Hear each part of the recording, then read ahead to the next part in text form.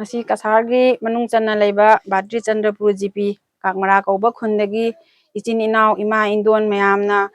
ngasi ekhoina haijaningbadi tha mari chupna Kanglup anigi marakta soknariba lan ase Bharat ki Prime Minister na athuba matamda miyeng tabiu lan asida mi punamak masa masagi angamba mateng pangnari ima singsu ana ek nungju nungsa mayum thadoktuna lan yauri naha singna village volunteer tadana ahing nongjai leyaktuna nakan amadasu advocate ukil singnasu sel amata laudana magi angamba thakta hotnajari maru oina youth of Manipur gi member singna Delhi da chatkhiba ngarangsu platform da makha da fi tharaga yari makoi gi demand honorable CM Biren na amuktang miyeng tabiu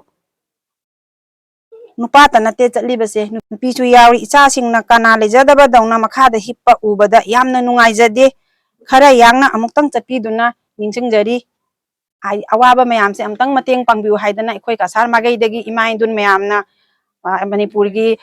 Manipur gi Chief Minister Biren da haijari nolukna ningsingjari